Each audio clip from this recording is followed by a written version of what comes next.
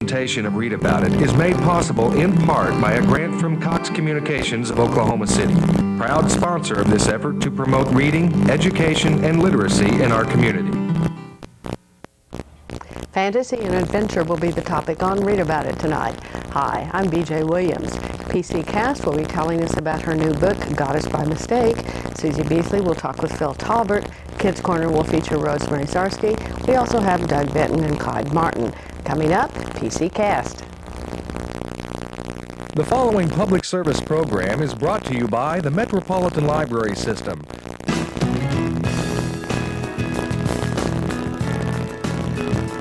And now, Read About It, with your host, BJ Williams. A few weeks ago, Tulsa author PC Cast was here to tell me about her new book, Goddess by Mistake. I think you'll enjoy hearing about it just as much as I did. Phyllis, what gave you the idea for Goddess by Mistake? Well, I love Celtic mythology, and I was doing some research. I thought that I wanted something I could set in a fantasy world, but I wanted to base it on Celtic mythology. And as I was researching, I found an intriguing story that was documented by a monk about a chieftain of a tribe who was ritualistically married to a mare. Okay. And it was a very shocking, I mean, the monk was very shocked by it, and the editor of the historical text I was reading was bemoaning the fact that the monk gave no descriptions because he was so shocked. And I thought, that started to get me thinking, and I thought, boy, it'd be fun to write something that had to do with horses. Well, since I understand you like horses, not ready to marry one just yet. Well, not unless he can shapeshift like my centaur can. Well, I confess I was a little bit worried about that as I was getting into the book. I thought, boy, this is going to be strange. But you resolved that very nicely. Yes, all my friends were concerned about that too, not to mention my husband. But yeah. So you did research, studied the Celtic myths and that sort of thing before you sat down and wrote your story. Yes, absolutely. For a fantasy in a made-up world, there's a lot more research in it than you would think. Because I wanted to base everything on historical fact, like the Partholonians really lived, and the Fomorians were an ancient race that was described as demonic and very black magic-like. So that's where I came up with the good guy, bad guy name, and I based it all on ancient Celtic legends. Mm-hmm. Now, did the Celts have centaurs, or was that just strictly a Greek myth? The Celts did not have centaurs. What they had, though, were shamans who they absolutely believed that they could shapeshift, that they could physically change their bodies.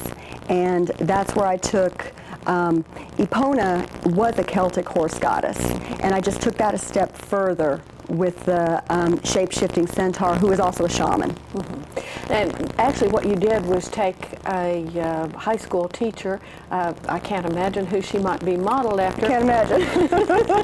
And said, girl, have I got a story for you? Because through magic, in effect, she gets transferred into somebody else's body a long time ago in a galaxy far, far away, right? Yes, she does. Yes, she does, to her surprise and shock, yes. Well, and I think to the surprise and shock of everybody else when they find out, because she's a totally different character than the priestess that she replaced. Yes, Rhiannon is the priestess she replaced, and Rhiannon was a bad cookie. Mm-hmm. No one liked her. She was high priestess of the reigning deity of the world, and so she was very spoilt, very selfish.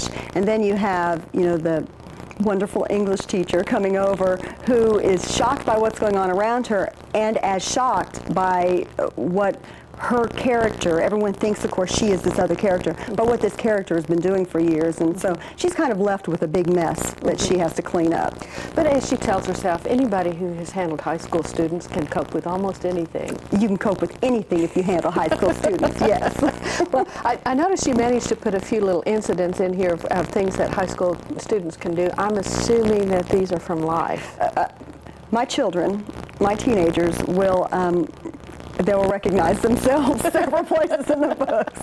Yes. And you also thanked a number of your friends that you said you used as models for some of the characters in the story. Yes, you know, it's dangerous being friends with a writer because we tend to take license with friends and family and students and coworkers, and I certainly did. Yes, I did. Just little pieces of them. You know, the pieces I like best are the pieces I don't like best. Well, I was going to say, the demons you described, the Fomorians, were certainly pretty horrific characters. So I'm assuming that really didn't come from any of your friends. Total fiction. Total fiction. Total fiction. Okay.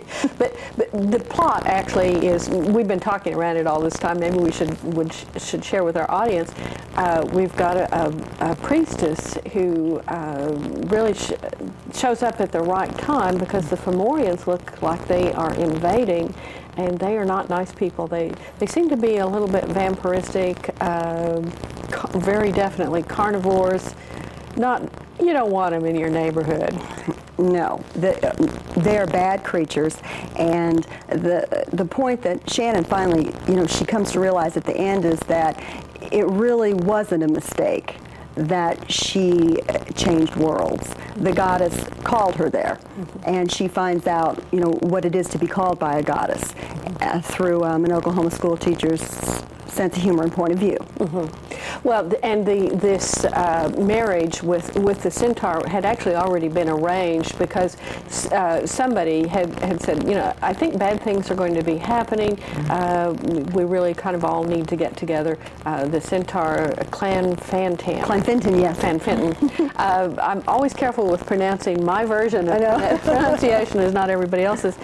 He's a very reluctant bridegroom because, as you said, he knows the young lady before she became the real Rhiannon, and so they have a little bit to work out together before they can join forces really to fight the demons. A little marital stress and tension. Yes, they get to know each other. Fairly well, fairly quickly, too, as a matter of fact. But he gets wise to it that this is not the same human, you know, he grew up knowing. And it's obvious that she's different in many ways, and good different. Now, did you model the centaurs a lot on the Greek centaurs, or did you just take the idea of a centaur and go with it? I took the idea of a centaur and just went with it because so many of the Greek centaurs were they were not painted in a good light. Chiron was the only one really I can think of who was a healer and a good guy. The rest of them are more or less they're beasts. thugs. Yeah, they're thugs. And my centaurs are not thugs. My centaurs are noble, and I love horses. I'm an Oklahoma girl. I love horses, and I can't imagine mixing a man with a horse and having it be something horrible. I think it would be something good. And I noticed they came in all colors, didn't they? The hero was a bay, and I think there was a palomino and a number of others. That was very interesting when Rhiannon got to ride on her husband, something I'm sure many wives have thought about doing. Well, you know, it's like having a pet and a husband all in one. Except you really can't say, nice horsey, now go to your stable. Well, she didn't want to. Okay. Well, I want to thank you very much for being with us and telling us about Goddess by Mistake. And you've got another book actually coming out, don't you? Yes, I'm working on well into A Goddess by Choice. Okay. So when you've read Goddess by Mistake, which you can find at your library and your local bookstore, then you can look forward to Goddess by Choice. You can check all of that out on the website, www.pccast.net. Coming up next is Susie Beasley talking with Phil Talbert about a video I think you'll find interesting. Phil, tell us a little bit about Judith Baker Montano's Crazy Quilting. Well, this is all about a new form of quilting. It sort of gets away from the traditional ideas of quilts that you can sleep under. These are artworks that you can actually frame, hang on your wall, or you can design belts or vests or pouches. And she gives us some of the techniques that she uses to put those together. Now, how does she have it organized? She starts out by comparing it to artwork. You sort of start with a blank white sheet of canvas or fabric, and then you can actually build onto that with one little piece of fabric. And then she shows you how to combine your colors with the little color chart that she's got, how to put the dark colors with the lighter colors and the solids with the prints, and then come up with a combination that really looks attractive. And then she adds embroidery to it after she's sewn them together, and she puts in all kinds of Now, we buttons have an and things. example here of Right. something similar to the Exactly. Crazy Quilt. It includes stitching things together, putting them in an organized fashion that looks attractive, and the colors are combined in the right way. But then she's added a few buttons up there and some little yarn.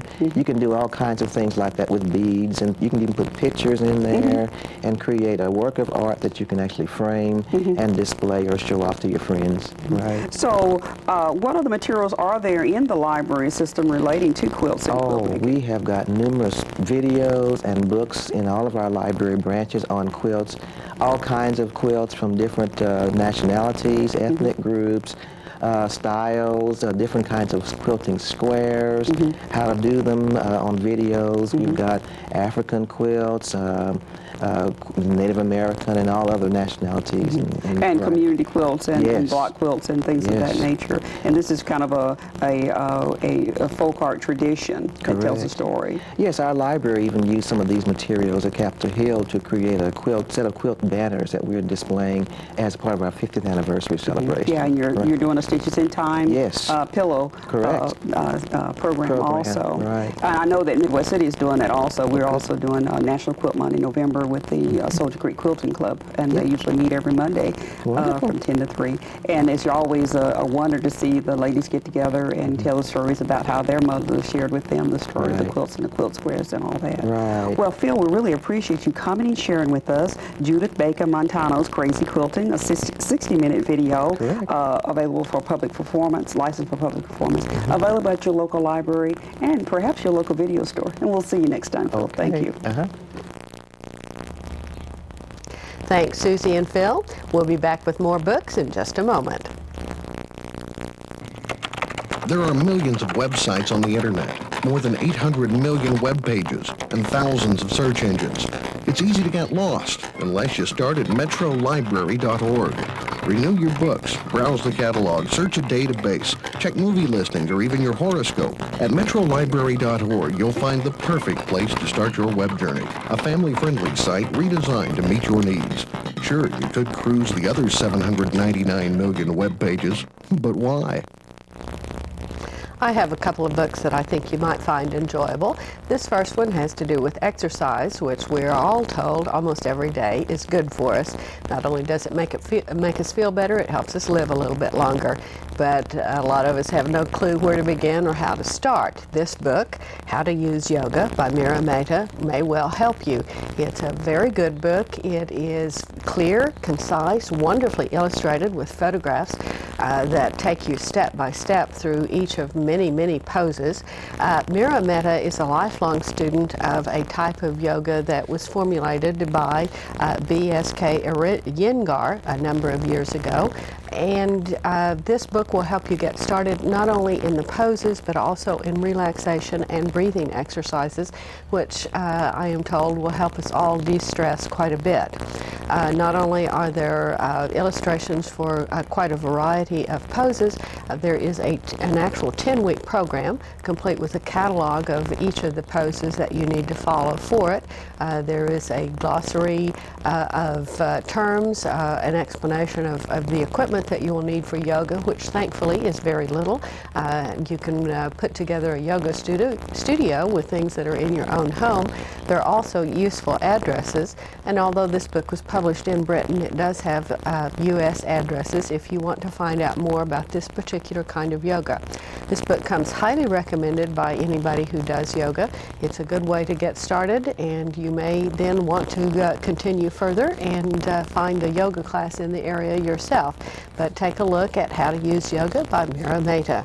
Now, this next book is for anyone who's been watching the History Channel recently, or frankly, for anyone who hasn't. The second installment of Simon Schama's A History of Britain was just aired recently, and this book, Volume 2, The Wars of the British, 1603 to 1776, is the companion volume to it.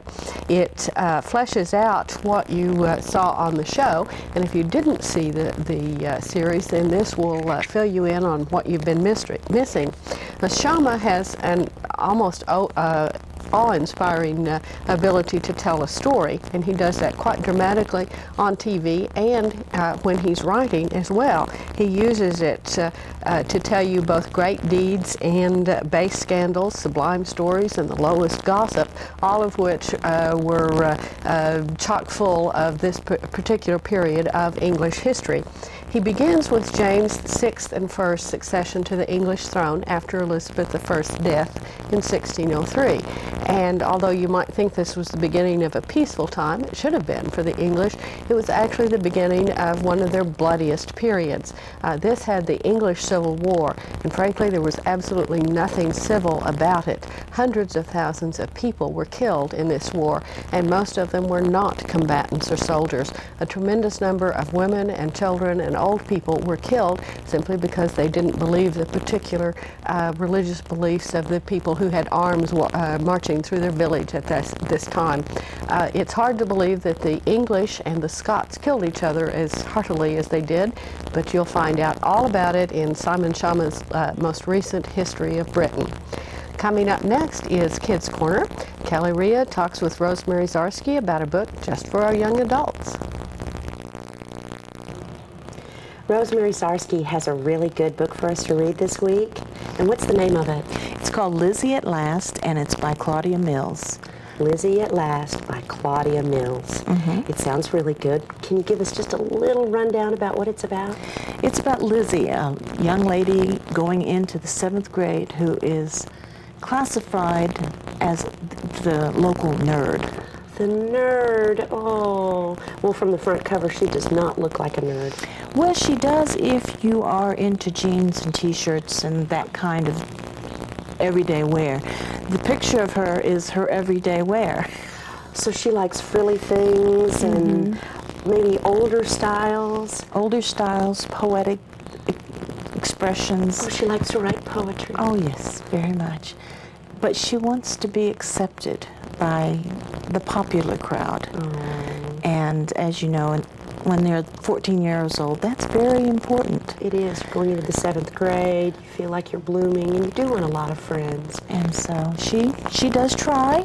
She tries to dress appropriately according to their standards, but she keeps having a little bit of problems, rushing home and changing immediately into her dresses, and sort of the opposite of what most of us do. And she meets a girl that's a good friend and becomes a good friend, and of course she's in love with this young man who's in her class, who is also a friend because he's always there when she needs him, which, as we all know, loves come and go at that age, but true friendship is hard to find and keep. They say if you have enough friends, say to count on one hand, that you have true friends. Because true friends, like you say, are hard to find. So when Lizzie's going through, we meet Lizzie in the book, and she's going through trying to be accepted. What comes out of this for her? She comes out with a sense that if she doesn't accept who she is, then no one has any reason to accept her as who she is. So she has to accept herself first. Right. And then she'll be putting her best foot forward. Right. And if people don't like that foot, well, they can go find a friend somewhere else. And she actually proves that this works in the story in a very delightful way. Well, it's a really important issue. So what are the other issues in this book, would you say? Acceptance of oneself, acceptance of the value of good friendship and family ties, talking to your family, because that's part of how she resolves her issues. Being able to talk to family is important at any age. I know that you'll enjoy this book. It's available at your local library or at your favorite bookstore. Thanks, Kelly and Rosemary. Coming up next is Doug Benton from the Metropolitan Library System and the Oklahoma Gazette. He'll be talking with that renowned radio opera host and actor, Clyde Martin. Thanks. Hello again, everybody. I'm here with Clyde Martin. Clyde brought some books and some videos to talk about. Now, despite the fact that you're about to go into rehearsal soon for Dial M for Murder, which is a pretty intense script, yes, you want to talk about laughing today. Well, that's what we need to do today. I think so. I think you're right. Well, this is a book called Screwball. Okay. And for those not our age, it refers... Our age. My age, anyway. Thank you. It refers to a film period from, the mid-30s up through the war of some of the funniest movies ever made. Oh, easily. Absolutely. Yeah. And even after that, there were a couple done in the early 50s, like Monkey Business. Yeah, Howard Hawks. And I Was a Male War Bride. Hawks again. Yeah. Yes, that's the thing, that these films were made with some of the finest directors that Hollywood has ever had. Howard Hawks, Preston Sturges, Billy Wilder, even Alfred Hitchcock. Now, we don't think of that. No, come on. Yes. You gotta back that up. Yes. Mr. and Mrs. Smith, which starred Carol Lombard and Robert Montgomery. And speaking of Lombard, she was sort of the queen of the screwball comedies. She was probably in one of the very first, and that was what this picture is from, 20th Century, with John Barrymore. Now, it didn't quite go over the way it should have at the time, because it was kind of ahead of its time. And people in the Depression just weren't sure about all of this craziness going on. But finally, the audiences realized that this is why they were being made, to make them laugh. So then there were things like, well, probably the daddy of them all, as far as a lot of people are concerned, is Bringing Up Baby. Which was another flop, wasn't it? It was another flop. Now it's considered a classic, almost a cult classic. And it had, well, Cary Grant, for instance, as far as the male stars, was in probably more of these things than almost any other. After Lombard, Katharine Hepburn was probably a good second, and Irene Dunne a third. You know? my favorite. Yes, yes. Because these people had the style.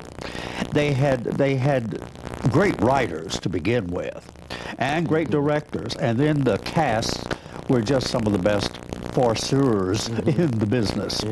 Well, would you say, you were talking about the early 30s and the craziness of this stuff.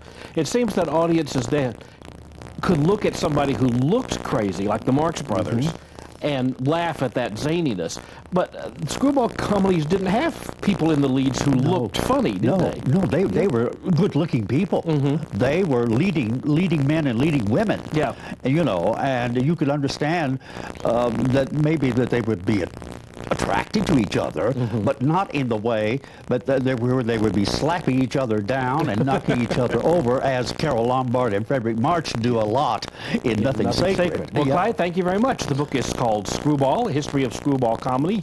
Thank you for bringing it. Thank you. Thank you all for listening to us, and we'll see you again soon. Thanks, Doug and Clyde. We'll be back with Susie Beasley in just a moment. There are millions of websites on the internet, more than 800 million web pages, and thousands of search engines.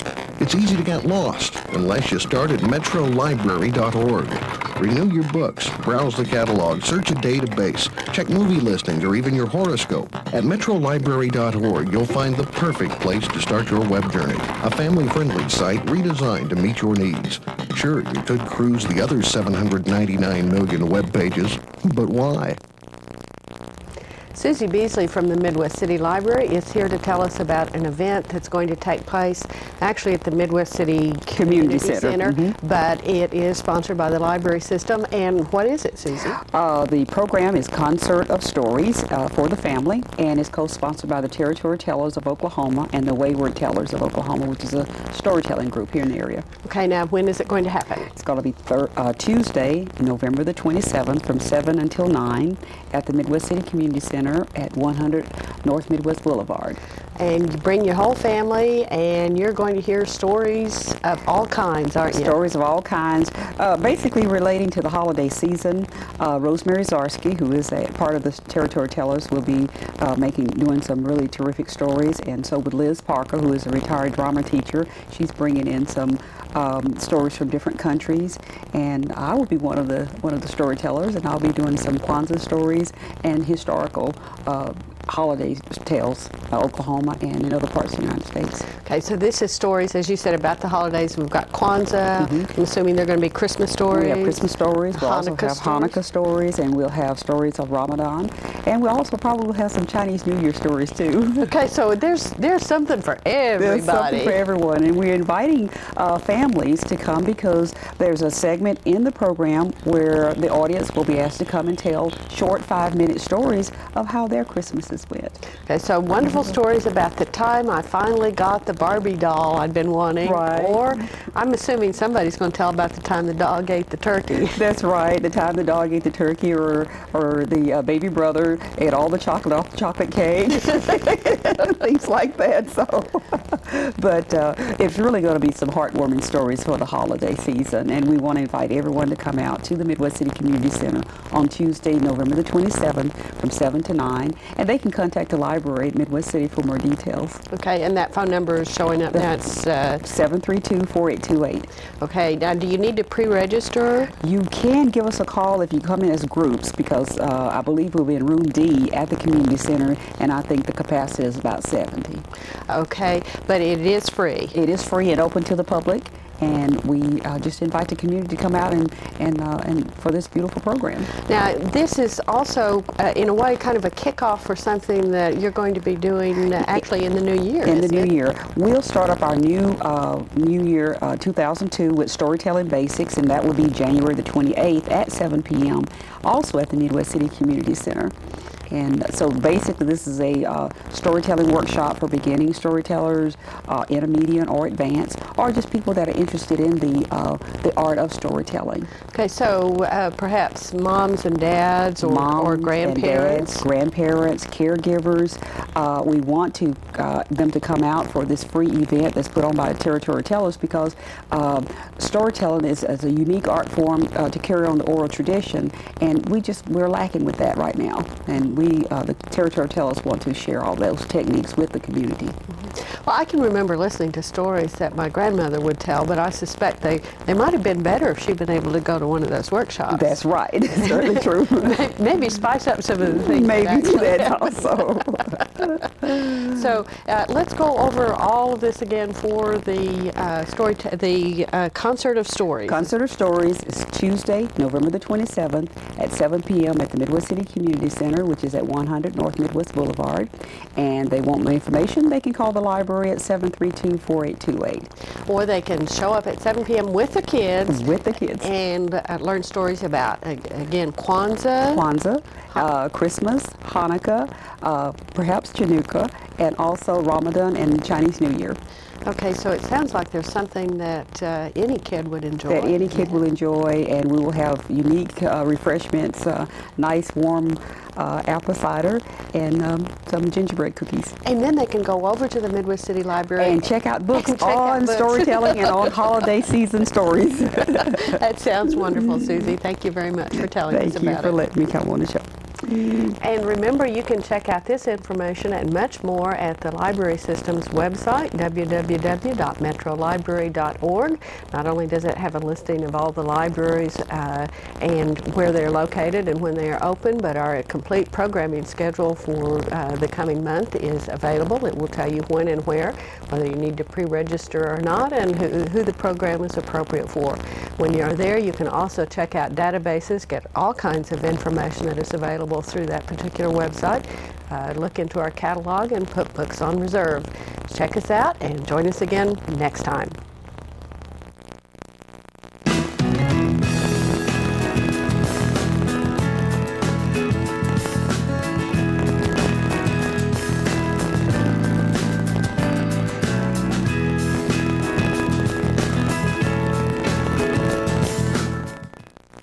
Local presentation of Read About It is made possible in part by a grant from Cox Communications of Oklahoma City, proud sponsor of this effort to promote reading, education, and literacy in our community.